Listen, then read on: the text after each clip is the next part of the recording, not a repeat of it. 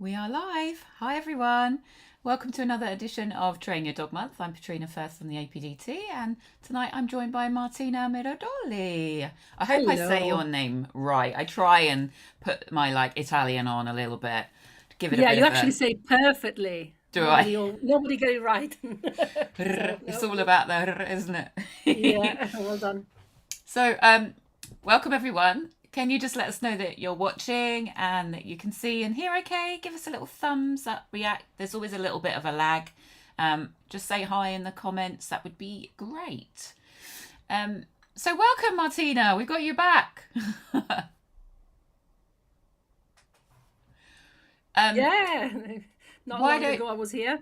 I know, yeah. So Martina did a brilliant webinar for us a few weeks ago on the Border Collie Brilliant Brain, which if you haven't seen, go back and watch the replay because it's amazing. And she's going to give us a little bit of a flavour of that tonight with her presentation. Why don't you tell people a little bit about yourself and your backstory and what you love to do now? Yeah, so I live in the UK, but I'm from Italy. I moved in the UK from Italy to the UK in 2014. I was a dog walker and a dog trainer in Italy, but when I moved to the UK, I decided I wanted to pursue the career as a dog trainer full time. So yeah, I worked as a general trainer, puppy trainer, and sport trainer. I did agility, competitive obedience, and I've had border collie since 2004, 2005. So my first border collie, Abby, she's there. She was born in 2005. So she was my first dog. And my first border collie, and I had border collie ever since. I'm my fourth border collie, which is 2 year old. I've got three now, actually, three males. Abby left me in 2020, but I have three males now. And with all my collies, I've always done a lot of different things. I've always done agility, competitive obedience, and I've always tried to take them to sheep and work. So that's my passion. If I could have my own flock of sheep, and I will, and that's goal in life, to train my dog regularly, then that's what I want to do with them, because seeing them doing their own thing, what they're bred for, it's amazing. But that taught me how to actually help them in real life and understanding a bit more about their brain. I do a lot of scent detection with them as well as a everyday training, because of course I can't go to sheep every day. So that's my main thing now. I left agility, I left obedience. I still enjoy doing bits with them, but mainly I do scent detection and herding when I can, every other week at the moment. Excellent. Great. Wow. What a lucky dog to be living with you. Lucky Border Collie. Brilliant. Yeah, yeah. So yeah, I decided to specialize in collies because I'm a bit like a collie. I'm a bit obsessed about them, pedigrees and everything. So that's what I do. Day in day out, I train collies. Well, I train people to train their collies, and that's what my business is focused on. Great. Perfect. All right. Well, I'll let you get on with your presentation because everybody's Yeah. watching. Got lots of people watching. Sue and Paul, hi in the comments. Just to say, if you've got any questions as we go along for Martina, just pop them in the chat and I'll bring them up at the end as usual and then we can get going. So over Hmm. to you. Yeah. Let's see if I can do this. Hopefully, I can. Can you all see it? Yeah. Hopefully. Okay, so I decided to call you recipe recall for prey-driven dogs. So dogs that want to chase, dogs that want to herd, dogs that are bred to have a high prey drive that then we welcome in our lives as pet dogs, and we need to deal with that prey drive and making sure that they're safe, making sure that we can enjoy walks with them, and that we can give them that free time that they all need. As a collie specialist, what I do struggle a lot with, having students' dogs that have a tendency to chase everything that moves because their prey drive has not been channeled when they were, and we're going to talk about that a bit more, when they were puppies. What I really struggle is to actually find solution for them to be off lead and actually enjoy being a dog. They're dogs that have a need to move, have a need to use their body, so it's so important. It's important part of their training and an important part of their life that they can be off lead. So I always say to all my puppy students that come to me and to my other students that come with all the dogs, recall is that behavior that we need to, we own it to our dogs, to train and to make sure that it's there and make sure that we can allow them to enjoy free time. because that's what they're bred to do. And of course, we're talking about collies tonight, but that goes to any other herding breed, and that goes to, any dog, yes. But of course, if you have a bulldog or if you have a chihuahua, they might not need that kind of stretching out legs for half an hour running. But if you have, of course, a dog like a spaniel or, another hunting breed, that are bred to do a lot of exercise when they're working or stretching their legs out a lot, we own it to them, to train a recall. And sometimes it's not straightforward. For some dogs, it's not as straightforward. So we need to make sure that I'm going to talk about how, of course, if you have a puppy, how to make sure that we can make it as easy as possible for them to have a good recall and try as much as possible to succeed to our plan. And of course, if we don't have a puppy, how can we improve the recall? Or if you get a rescue dog, how can you, go back a bit to basics and make sure that you work on the important elements in this recall recipe. So the first thing I always tell to my students is to think about what does your ideal recall looks like, because we allow our people to tell us what the recall should look like. The dog should come back to you straight as you called them, and then they should sit. And personally, that's not what my dog's recall looks like. I want them to turn to me as fast as possible, even if they're going full speed. And I want them to slide, stop, and turn around, especially if they're going full speed. So that's part of a lot of what I train. And I want them to come to me as fast as possible, which again is another criteria that it needs to be part of your vision in that recall behavior. And I'll explain to you why a bit later. And then when they come to me, I want them to love the fact that they came to me. I don't want them to sit. I don't care personally, because sitting at the end of it, it's quite boring. I can ask my dogs to sit. Yes, I can. But there's nothing to do with recall to me. Of course, if you're training recall for competitive obedience or gun dog, probably you need that kind of sit at the end. But for everyday life, I personally don't care. It's not part of my training recall. And my young dogs, my puppies, when they come back to me, they're allowed to grab a toy, chase a treat, jump on me, do a spin, do a twist, chase me, and do something fun. So coming to me is something fun, and that's what I want you to vision when you think about your recall. And don't allow others to judge, to tell you how, and don't let others get into your brain and think, oh, your dog should sit, your dog should lie down. Your dog should enjoy coming to you. And I think that's probably the best, the thing that a lot of the time goes wrong in training a puppy recall. You want to make it very serious, while in reality it needs to be done, it needs to be trained as fun as possible. But saying that, of course, you decide if you want to put a sit and at the end, then we can work for it. But we get there at some point. Is that shouldn't be the beginning of your recall, especially with a puppy. That should have fun and motivation. So let's talk first of what you need in order for to have that recall that that we have that plan that we have. So what do we need to build on, or our building blocks? And we start from the most important one, that is never going to, if we don't have that, we can't train recall, which is rewards. Recall has to be rewarding, and it needs to be rewarding for the dog, not for you. So the dog has to tell us exactly what they want. And for me, recall is probably that behavior, that training plan where I use the dog's favorite reward, and that can be food, and that can be toys, and that can be both, depending on what we're training, where we are, or even just to be unpredictable, we can swap between one and the other. But the most important thing is not just what you're using, but is how you're using it. Because again, another common training ways is that we deliver treats to the dog. We have them in our hands, the dogs come back for a recall, and we give them a treat.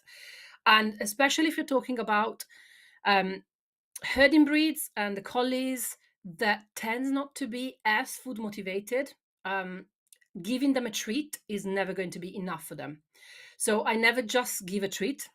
If I'm feeding my dogs for coming back for a recall, I make feeding a treat a game. So it's not about giving just a treat, it's about throwing that treat in the air, letting them catch it, or throwing it on the floor and tossing it on the floor, letting them chase it, or showing them I have a treat and run away with it, so that even when they come to me, they have sort of have the last end of the behavior. It's and the reward they're getting, it's something fun for them, and they see the fun of coming back to me. And of course, if our dogs are ready to be rewarded with a toy, that means that we need to work on toy motivation first. I wouldn't use it straight away with a puppy, for example, or a rescue dog that has never played with you before. But as soon as your dogs enjoy that toy enough, then we can, of course, use toys in our reward. And I think especially with the collie breeds, possibly even with the hunting breeds, but definitely for all the herding dogs, toy motivation tends to be higher than food motivation, because of course we can add that bigger element of visual. There is a toy, it's big, they look at it, and that toy is running away, or like dragging on the floor or doing something fun, so that they come into you with that drive to wanting to go to the toy. And we'll talk about end of recall later, because we'll talk about all the parts of the recall in a bit. But at the beginning of your training, we are looking at the dog wanting to come as close as possible to you. That's another big thing. A lot of the time I work with dogs that when you call them, they tend to stop a meter away, because they're expecting that little treat, that little not valuable treat. And then the fun part for them is to run off again. And that fun part of running off again on their own becomes sometimes more rewarding than coming into you. So I want a dog that comes to me because they want what I have, more than they want to run off again. Now, another thing that you really need for training recall is management and channeling your prey drive from the very beginning. So you don't just let your puppy or your new dog go out and practice running off and not knowing where you are, or chasing a bird, or chasing a deer or anything. You don't allow them to practice the behaviors that are dangerous, and they definitely are not going to be part of your your dog's safe life and your relationship with your dog. So management means making sure that your puppy or your dog are on a long line until you can trust them with that long, like dragging, and until you can trust them off the long line eventually. And management is a big important, we'll talk about it again in the tips that I have later, is the way you avoid a dog to go wrong. If we allow them to run off and stay away for 5-10 minutes chasing something, hunting squirrels, play with another dog without considering the fact that we are there and want them back, then they're going to learn that that's okay, and they're going to learn that that's rewards for them. Yeah, so rewards are not only on you, rewards are in the environment. So of course it's important that we try to manage those rewards a bit, so we don't let them have them until we can do it in a structured way. So yes, my dogs can chase a squirrel now. I allow them to do it. They can go and say hi to another dog if I ask them to do it. I can use the stimulus that I have around me as part of our walk now, knowing that I can manage and I can ask them to do it and I can call them back, but only once they are ready, if I think that they are ready. Channeling that prey drive means that if your dog has a need to chase something, it's coming from you. So again, going back to that toy, making sure that they know that you are offering them that chase that they want from the environment, and that they it's coming from you instead of coming from the dog running, or a squirrel running up a tree, or a bird flying. So try to channel that prey drive from the beginning onto an activity with you, which is part of your play with the dog. And without that, we can't really ask our dogs to have a good recall, because we are not giving them what they need. They are taking it from the environment. And then another thing that is really important, apart from breeds, of course, we're focusing on collies today, or dogs that prey drive, but maturity and age is a big thing. There are certain stage in the dog life where our dogs are going to struggle with recall.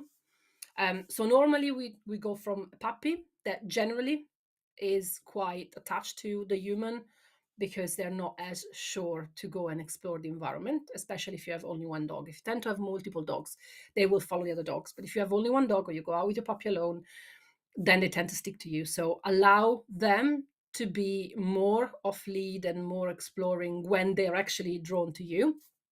And you can do all the training and the reinforcement needed to tell them that actually being with you and coming back to you is fun.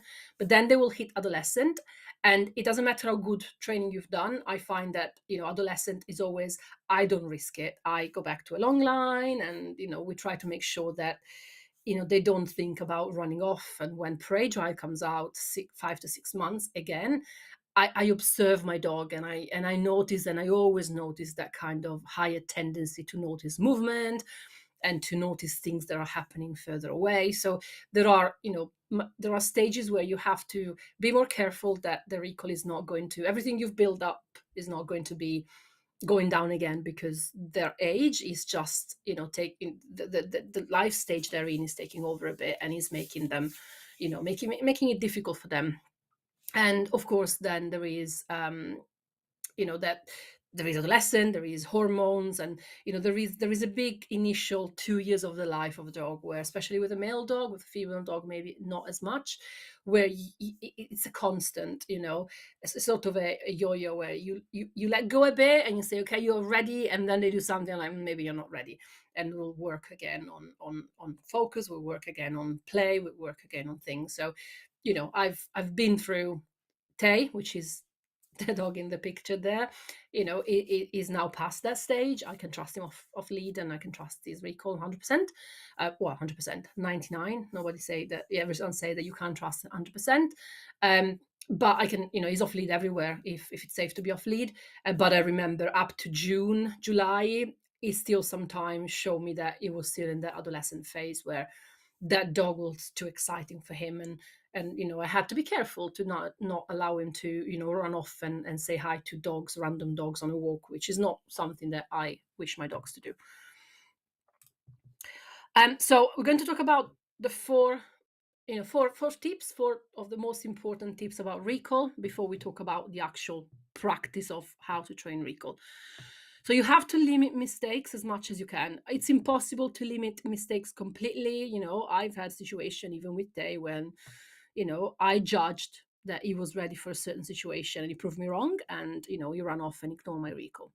And that's fine, it happens. But limiting mistakes mean, again, making sure that you've got management in place, so that the dog doesn't learn to hunt, doesn't learn to chase, doesn't learn to, to ignore, not to ignore a recall, but to, if you call your dog 5 times and they are stalking the other dog, ready for the dog to run, you've actually did 5 mistakes. You call your dog 5 times knowing that the dog was not ready to recall to you in that specific situation and that specific time and training time. So you've made a mistake. You made the judgment. So mistakes are not the dog mistakes, of course, are your mistakes. You're judging that the dog is ready for that specific situation. The dog is not. So try to limit those as much as possible. And again, don't let other people rush you and say, oh, it's fine, they can be off lead, they can go off, they have to learn, because you're actually allowing them to do behaviors that for the dog are reinforcing, and for you are future problems. You get what you train. So you train for speed. So one of the most common, when I train someone, I said, how is the recall? Yeah, no, it's good. But when there is something going on, they don't come back. Okay, so let's see the recall. And they call the dog, and the dog thinks about it. Even if there's nothing going on, thinks about it, and then they turn, and then they trot back to the owner, knowing probably that they're going to get a treat. So it's a bit boring. I train my dogs to give me the maximum speed they can give at that specific time in their life. I want the recall to be as fast as possible, and that's going to be one of the criteria we'll talk about after. So I want to make sure that when I train my recall, I train exactly what I want from my recall. Remember, we talked about that initial vision of how your recall is going to be. My recall is you come back to me as fast as you can, as fast as your legs allow you. And, I've got collies, they can go very fast.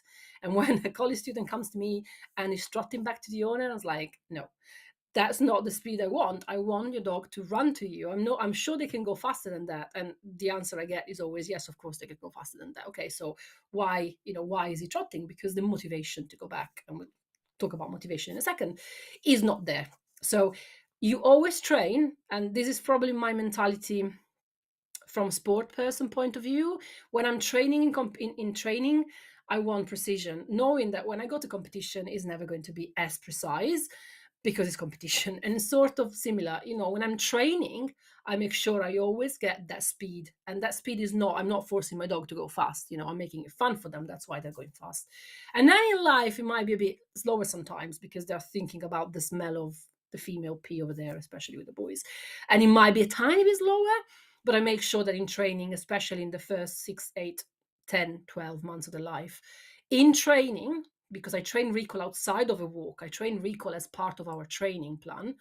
Together, we spend time training recall. I have a lot of games I play.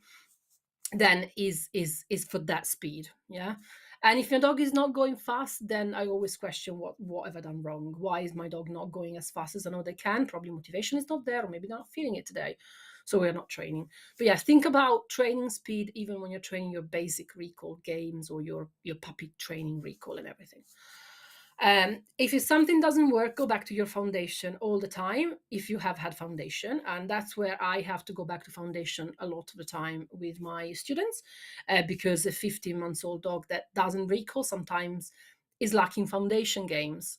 So all my foundation games too, that we'll talk about in a second, but there's no point try to fix what's there if what's there is lacking of value for the dog.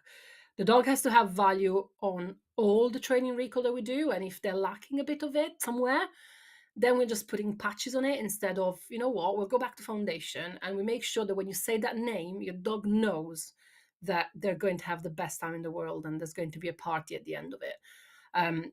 Because otherwise we're just trying to rewrite something like an emotion that, maybe you shouted at the dog because you were scared that they were not coming back. Maybe you panicked, maybe you grabbed the dog, maybe someone else grabbed the dog for you, and maybe that word you've been using has been spoiled.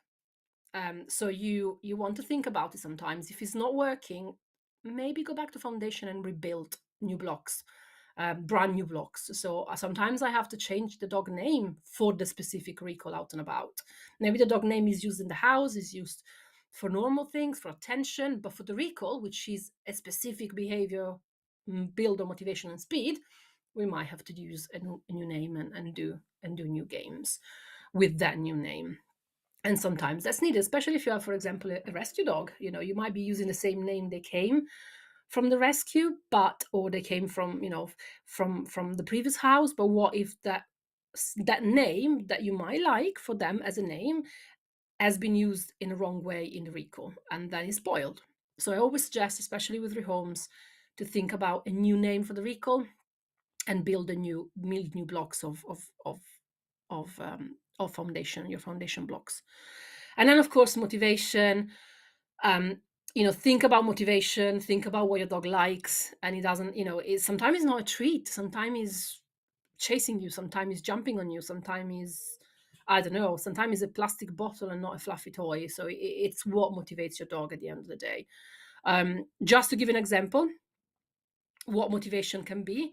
I have water monsters. My dogs love water so much, and they teach each other to love water that much because, the youngest one, they learn it from the older, and they learn that water is the most exciting thing in the world. So I always get that stage in my puppy training where when there's water around, recall goes completely out of the window. So I actually use water as motivation for recall.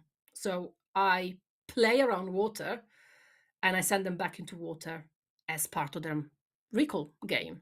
So I use water as a reward. If you come back to me and maybe they have a long line on, so I'm running away with a long line and they have to come away from the water. I might have their toy, they play a second, but then they go back into the water. So I use that motivation, which is similar to what you would use if you are training dogs to come away from sheep. You call them away from the sheep and then send them back. So yeah, you need to think about motivation and need to think about out of the box sometimes. And then they need to know that coming back to you is staying with you until you tell them to do something else. So it's not just about coming back and getting a treat, but is staying with you. And it's not about sitting, it's about, we're having fun together. We're having a play, we are having a dance, we are chasing each other, we are tugging, I don't know, we stalk a ball if you have a stalker that likes that, or we chase a treat, or we catch treats in the air. Is whatever is motivating.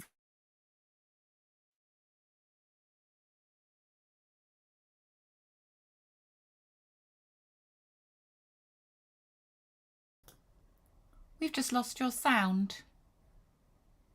Have we lost you for a sec? Oh, I'm just trying to see if she's moving. Wave if you can hear us, Martina. No, she's just gone out.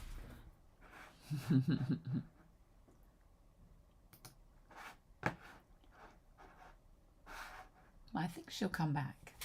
I think she'll be back. She'll be back in a minute.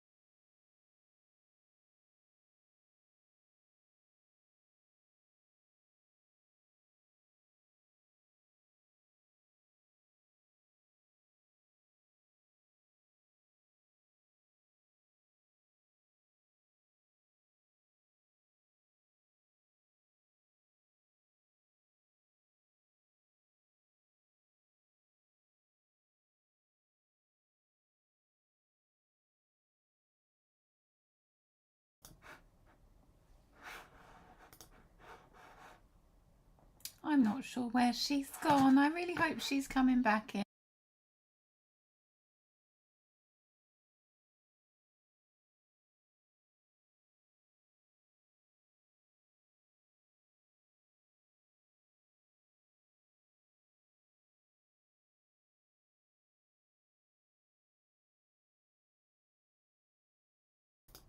I'm sorry, guys.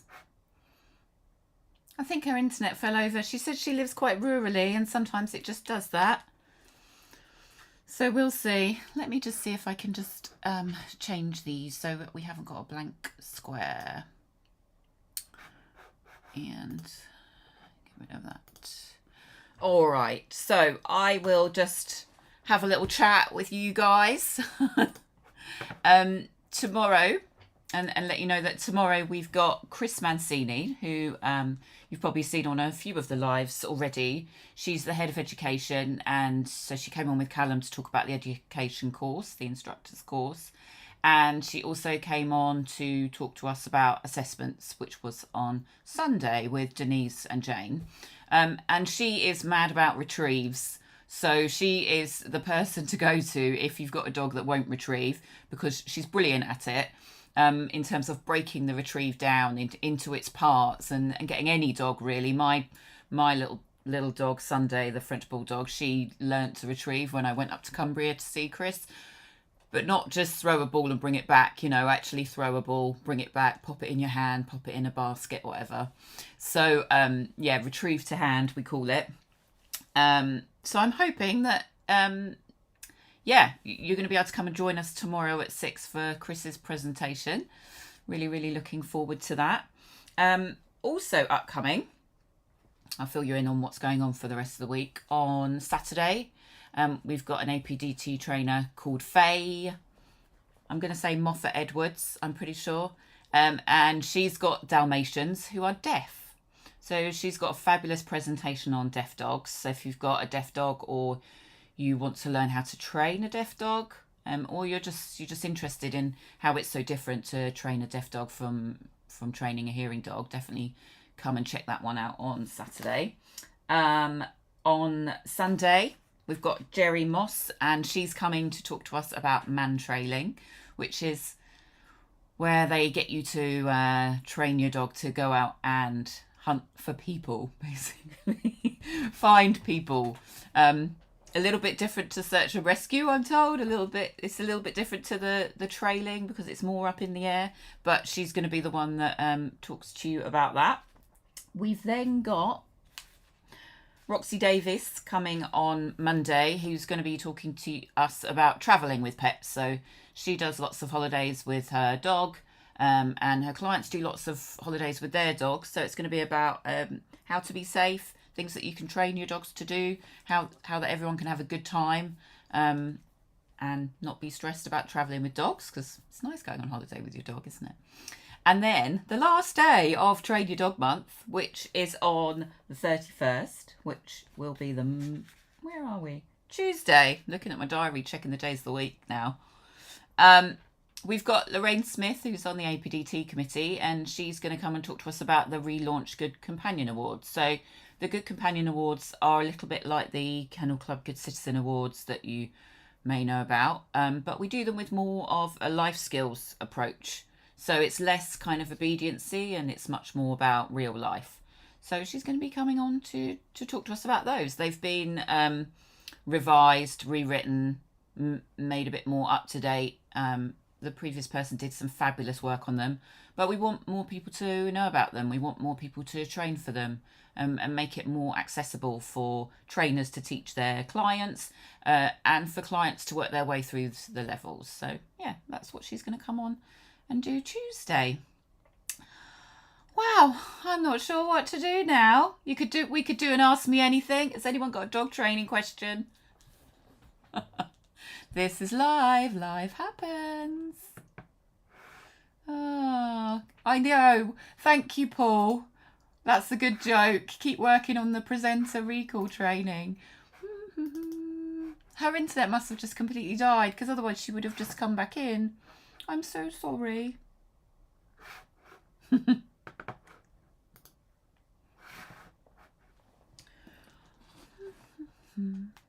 I'm just going to check my messages to see if she's messaged or anything. I bet she's kicking herself. Poor love. If you get chance, or while we're waiting, it's ringing. It's ringing. I'm going to bring her on. Hi, I'm just going to bring you in. Hang on. Okay. Was it disconnected or? Yeah, we just lost you. At what point did you lose me? I'm not sure. I mean, you were still on the slide with the 3 sections when you're talking about motivation and recall and stuff. Okay, so you missed. I kept talking. I didn't realize that I was off. Oh. I didn't know because I was looking at my thing, at my. I don't see all this, so I was looking at the presentation, so I didn't know. Collies around water, Corrine Mary says. Oh, We were talking about your collies being rewarded for going back in the water. okay. So Great. I'll hand back to you. Is that okay? If you want to screen share. Yep. I'm going to go back to. Let me just.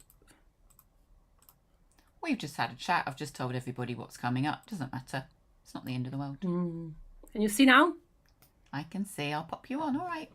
Okay.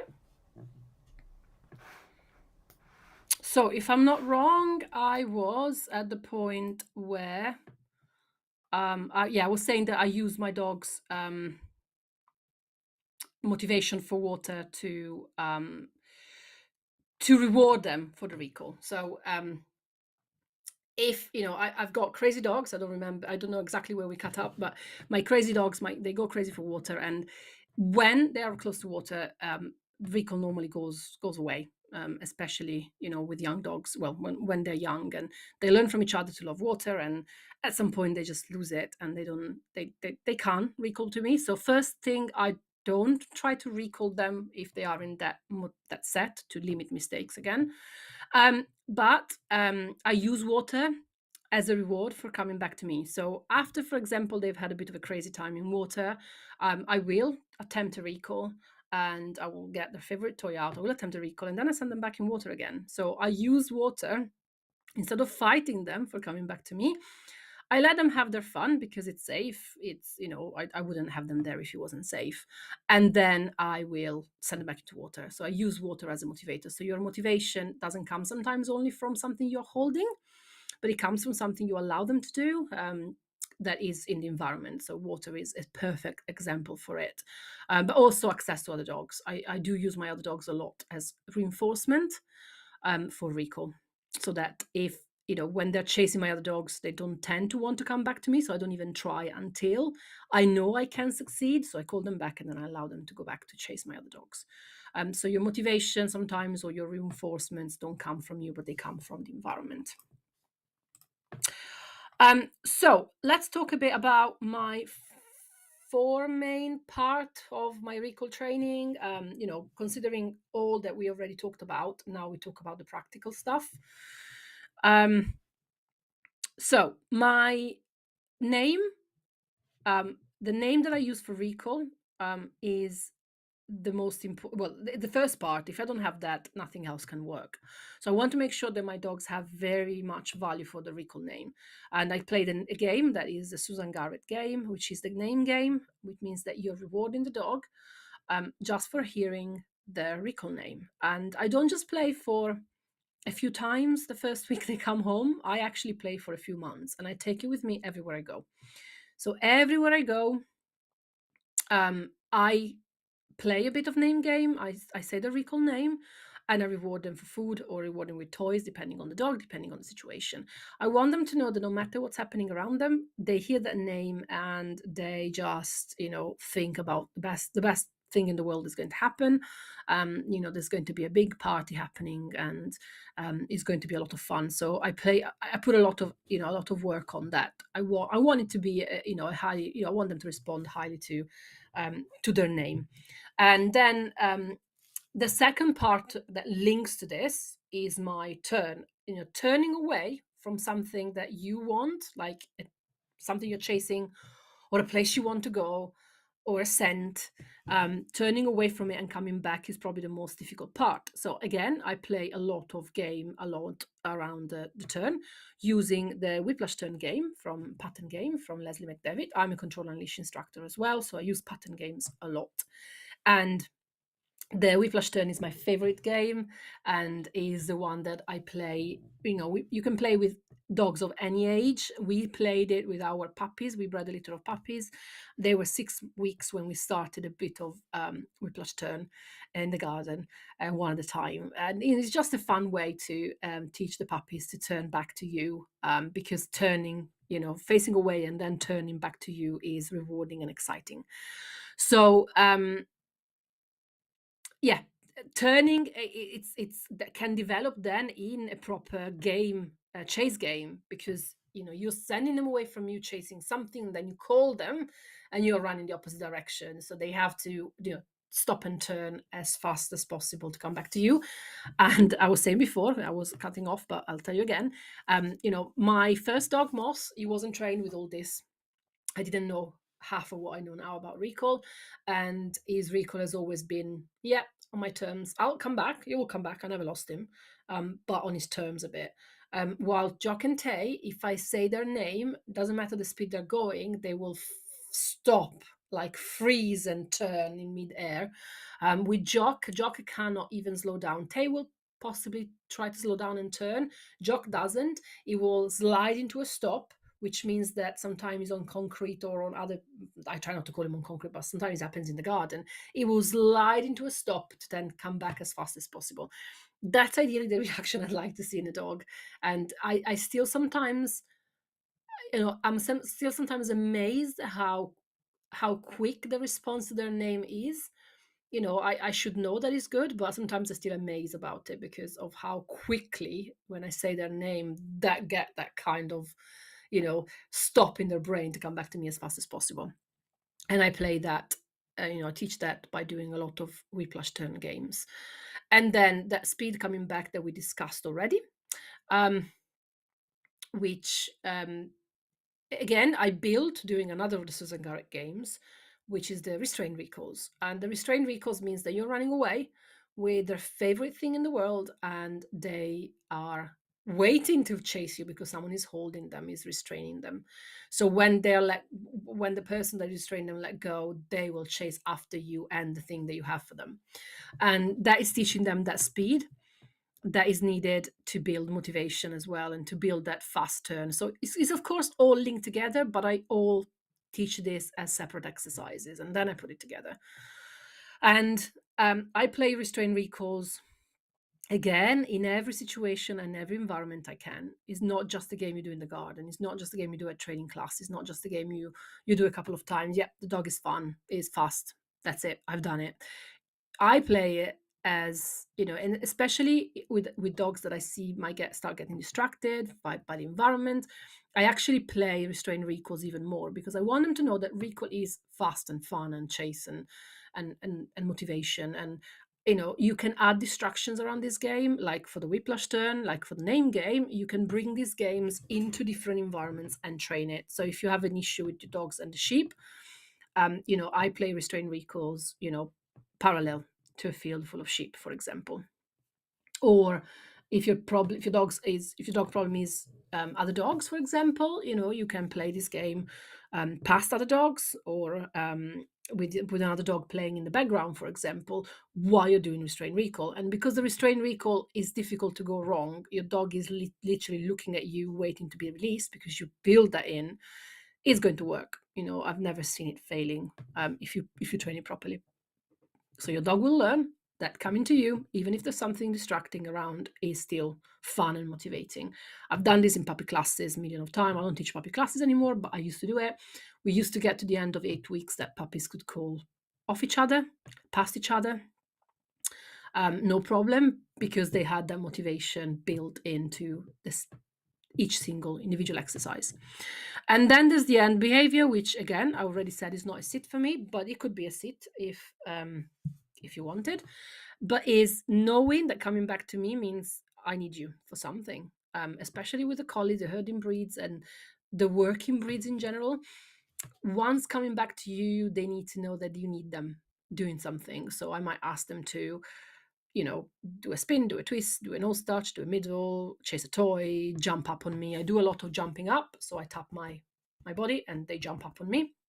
Because again, I don't want them to learn to stop away from me. I want them to come to me. So with my young dogs, I teach that jumping up, which means that they're allowed to slam in me a bit. I don't recommend it for everyone, but if you're young and strong, you can definitely do that, and it's on cue, so it doesn't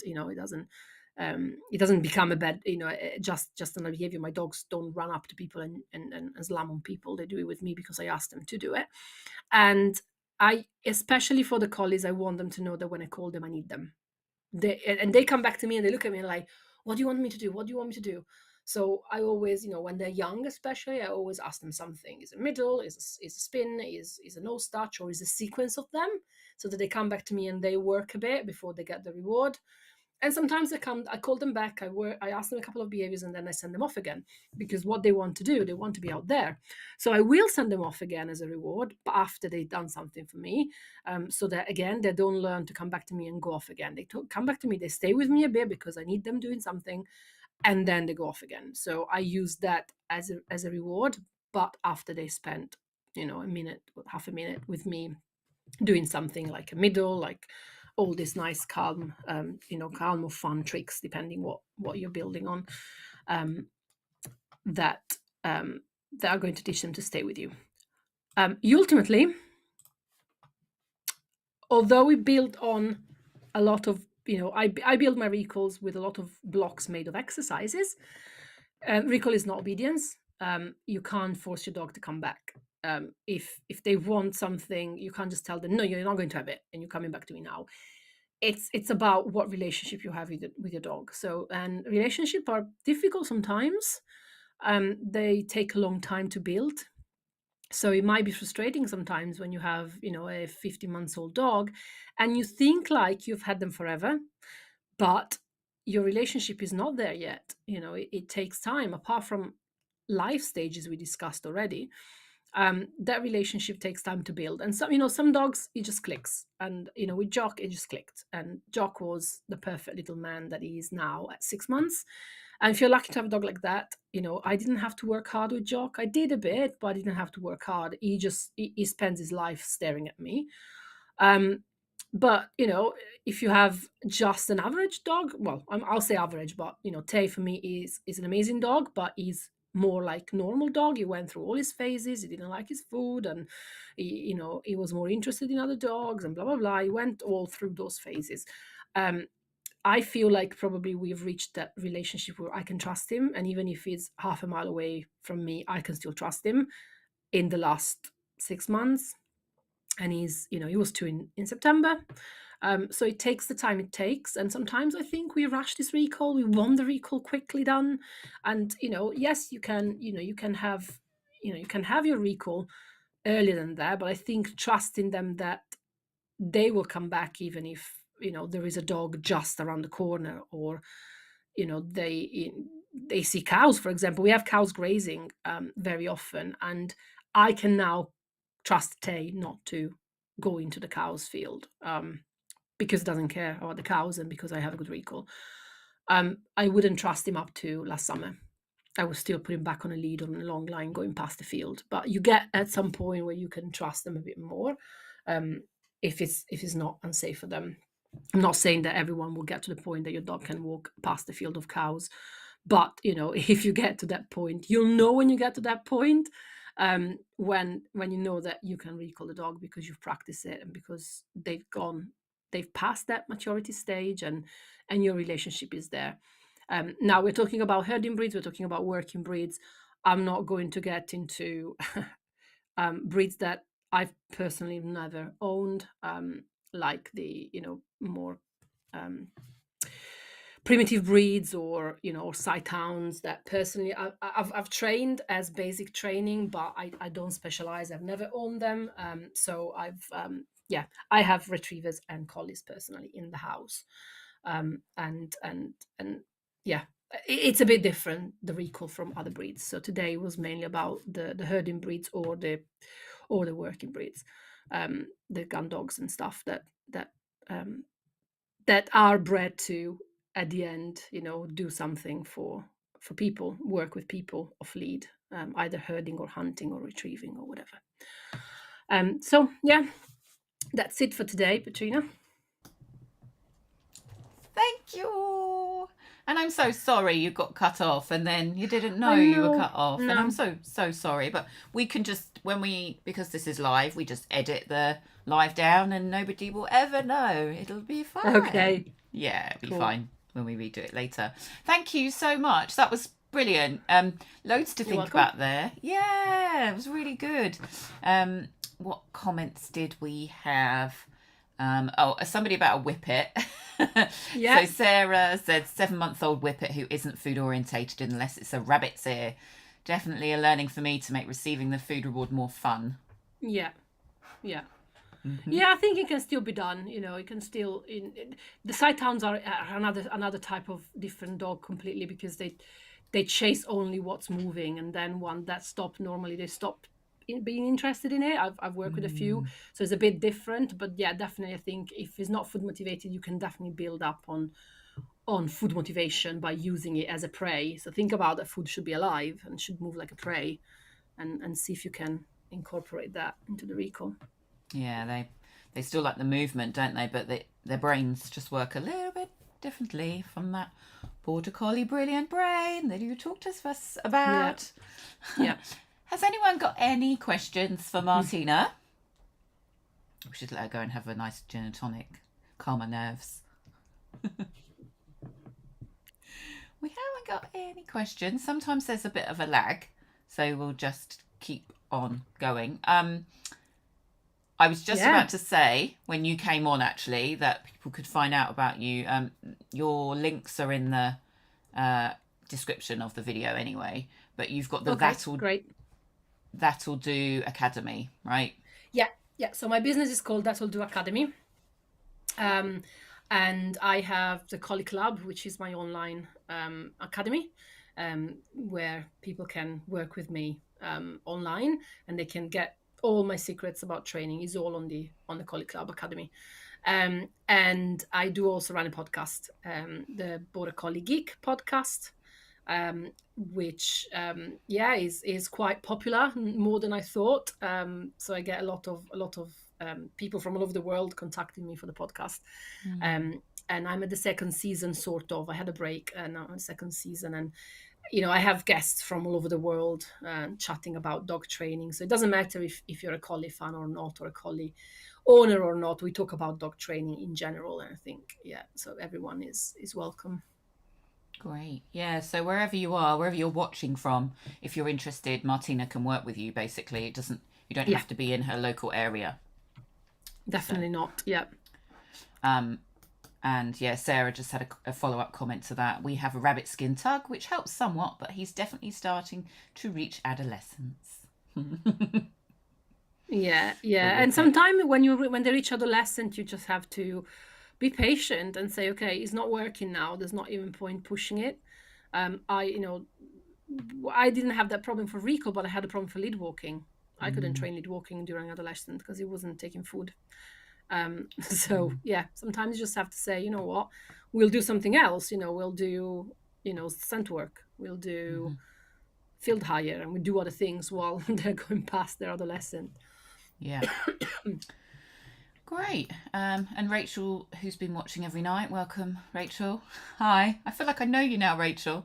That was great. Love runaway recalls and tossing treats. Thanks, Martina. My first dog was a collie 30 years ago. Brilliant dog. Oh, lovely. Do you know what? My funny story about a collie, well, it's not that funny, but kind of describes me a bit, was that one night, I was living in a tower block on the 11th floor in the middle of London, and one night I went out with my staffy for a walk, and this dog turned up, and it was a Border Collie. And I was like, where have you come from? It's 10 o'clock at night. What are you doing here? Looked around for an owner. There's no owner there.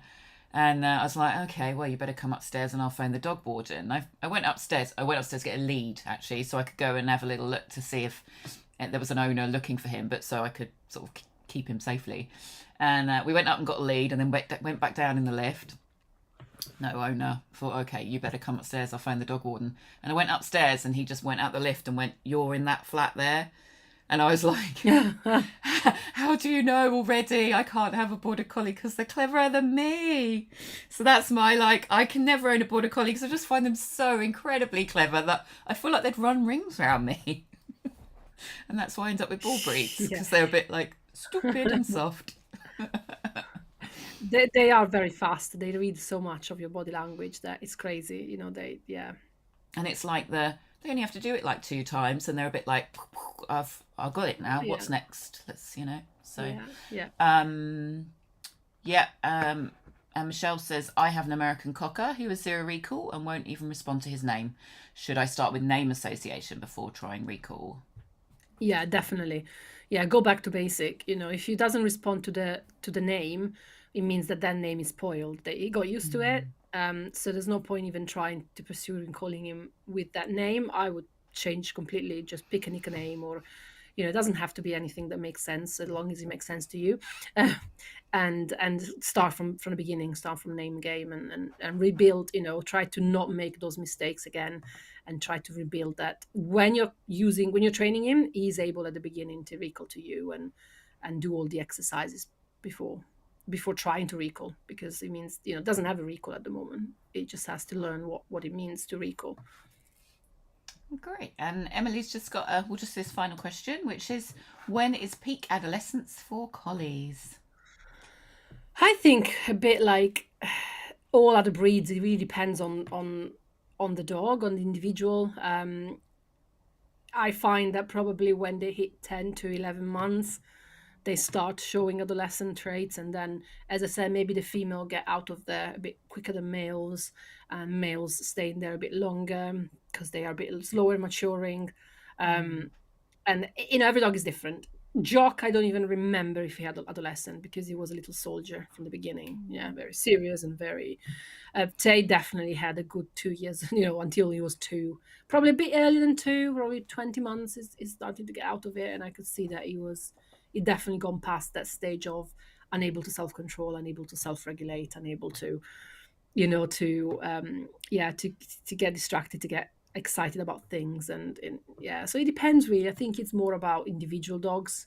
They're all different. Tay matures so slowly. He's still a puppy in his interaction with the other dogs.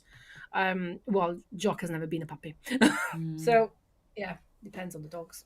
Yeah, and also because the testosterone levels in the dogs, they don't just go up and then go, oh, you're this age, now you're fine. They kind of go, oh, you're thinking about sex a lot. You're not going to think about it a bit. And they go a little bit all over the shop, which is why their emotions are so crazy and they can't control them, because their hormones are like, yeah, definitely. Yeah, you can definitely see when the hormones kick in a collie. Oh, great. Well, thank you so much, Martina. You're welcome. And I'm sure we will hear from you again soon. And thanks to everybody else for watching, and come back tomorrow and we're going to be talking about retrieves with Chris Mancini. Thanks, nice. Guys. Have a nice evening. Bye-bye.